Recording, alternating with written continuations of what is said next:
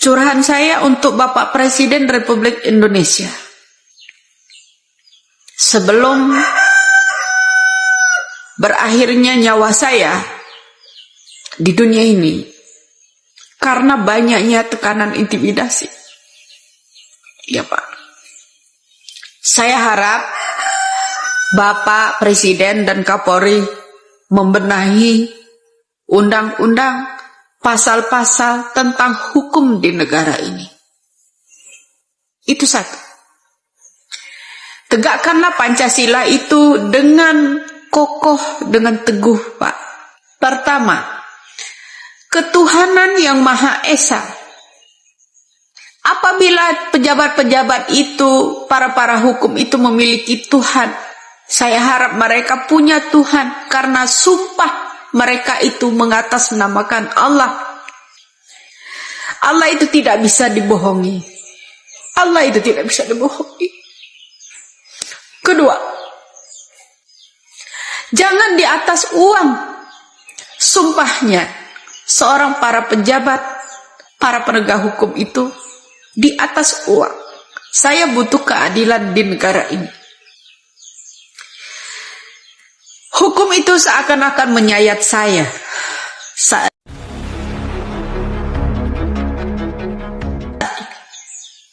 Kedua, kemanusiaan yang adil dan beradab. Berikan keadilan pada manusia-manusia yang ada di Indonesia ini. Saya bukan siapa-siapa, saya hanya diturunkan Allah ke bumi ini. Rasa manusiawi, rasa toleransi, beradab sesama agama, itu keinginan saya. Ketiga, karena drama-drama kalian lah Indonesia jadi terpecah belah. Yang dulunya saya mendukung Bapak Jokowi, akhirnya saya jadi pembenci Bapak Jokowi. Karenanya bencinya saya bukan karena Bapak Jokowi, tapi Bapak Jokowi dikelilingi orang-orang mafia saat ini. Ketiga, empat, katanya merakyat, tapi rakyat semuanya ditindas. Katanya merakyat, tapi undang-undang diperbaiki hanya menguntungkan semua pejabat yang mengatasnamakan wakil rakyat. Undang-undang hanya berlaku buat orang yang berduit. Saya tidak punya Tuhan. Mereka bersumpah di atas jabatan yang mengatasnamakan Allah, tapi mereka tidak takut dengan Allah. Itu murka mereka semua. Kelima, saya butuh keadilan. Keadilan sosial bagi seluruh rakyat Indonesia. Saudara-saudara kita, Bapak, banyak yang tidak terungkap pembunuhannya, banyak yang tidak terungkap korupsinya. Di mana letak keadilan itu, Pak? Tolong Pak Presiden, tolong Bapak Kapolri. Saya manusia biasa. Saya manusia biasa, bukan keturunan para konglomerat.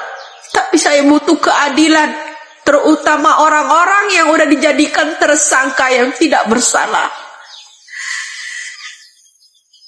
Arwah hina tetap menghantui mereka. Janganlah gengsi. Saya butuh keadilan di negara ini, Pak. Tolong, dengan logonya negara kita ini memiliki Pancasila, berpegangan teguh, berpegangan erat, janganlah dipecah belah karena undang. Rekan-rekan, kami izin menyampaikan update tentang penanganan perkara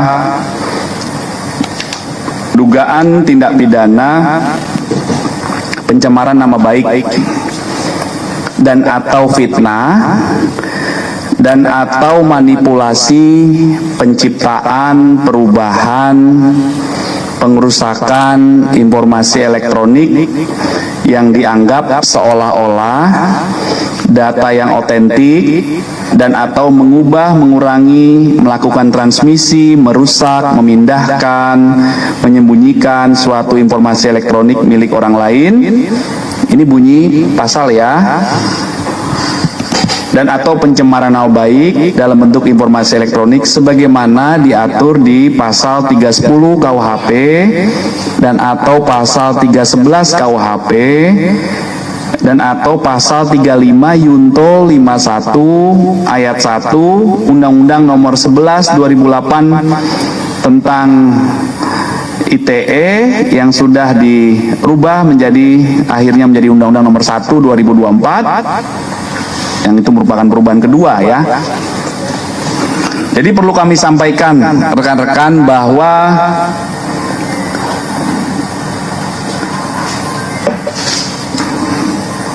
terlapor dalam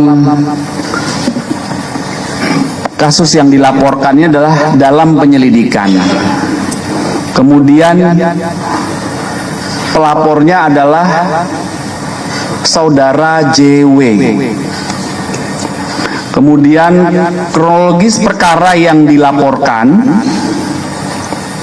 ya, kronologis perkara yang dilaporkan adalah pada tanggal 26 Maret 2025 di sekitar Karet Kuningan, Jakarta Selatan, pelapor selaku korban mulai mengetahui adanya video melalui media sosial berisi pernyataan fitnah dan pencemaran nama baik dengan pernyataan ijazah palsu S1 dari sebuah universitas milik pelapor atau korban, yang selanjutnya pelapor meminta kepada ADC atau ajudannya dan kuasa hukum untuk mengumpulkan bukti-bukti dari berbagai media sosial dan mengingatkan kepada pihak yang membuat pernyataan dan konten berisi fitnah dan pencemaran nama baik tersebut sebagaimana yang dinyatakan diantaranya oleh yang pertama RHS, yang kedua RSN, ya, yang ketiga TT, yang keempat ES, dan yang kelima KTR. Atas kejadian tersebut, korban merasa dirugikan hingga pada tanggal 30 April mendatangi SPKT Polda Metro Jaya untuk dilakukan proses hukum. Setelah menerima laporan ini, Polda Metro Jaya menindaklanjuti. Dalam hal ini, tim penyelidik dari Subdit Kamnek Ditreskrim Polda Metro Jaya. Tahap awal yang dilakukan pengambilan keterangan dalam rangka klarifikasi dalam tahap pendalaman, yaitu proses penyelidikan. Pelapor sudah diambil keterangan. Sampai dengan hari ini setidaknya ada 24 saksi yang telah diambil keterangan dalam tahap pendalaman di proses penyelidikan. Ya, jadi setiap kami menerima laporan polisi, tahap awal yang dilakukan adalah penyelidikan. Penyelidikan adalah proses pendalaman yang dilakukan oleh penyelidik untuk mengetahui atau mencari fakta apakah peristiwa yang dilaporkan itu ada dugaan tindak pidana atau tidak. Apa peristiwa yang dilaporkan? Tadi yang sudah kami jelaskan, ya. Jadi makanya waktu itu rekan-rekan pernah bertanya, apakah benar A, B, C, D itu terlapor? Terlapornya dari laporan yang kami terima dalam penyelidikan. Tapi dalam peristiwa itu muncul beberapa nama yang dijelaskan oleh pelapor selaku korban, dan peristiwa inilah yang dilakukan proses pendalaman saat ini. Itu rekan-rekannya ya. Jadi rekan-rekan bisa memahami.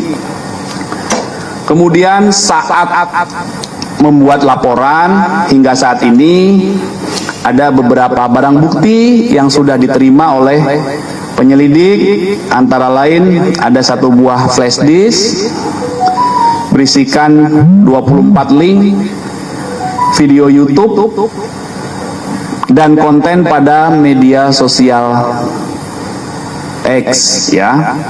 Kemudian ada beberapa dokumen fotokopi ijazah, kemudian ada printout legalisir, dan juga ada fotokopi cover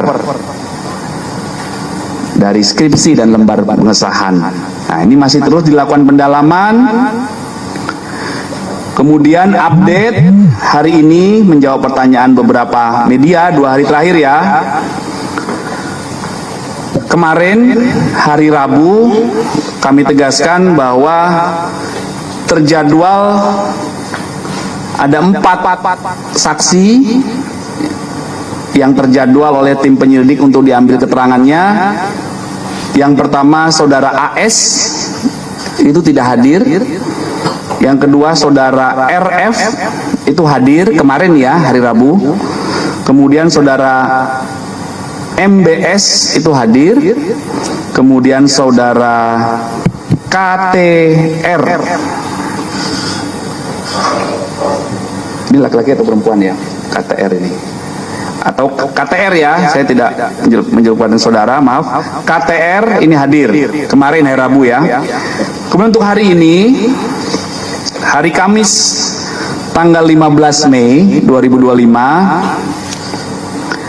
ada 2 saksi yang menjalankan proses klarifikasi, yaitu saksi saudara RS hadir, kemudian saksi saudara, maaf, yang kedua saksi TT ini hadir, ya. Kemudian untuk saksi RS dan ES tidak hadir. Ini yang dari tadi rekan-rekan bertanya, saudara RS tadi hadir, ya. Itu rekan-rekan update-nya. Jadi mohon waktu, ini proses masih berjalan. Ada update, nanti silakan kita komunikasi lebih lanjut, ya. Oke.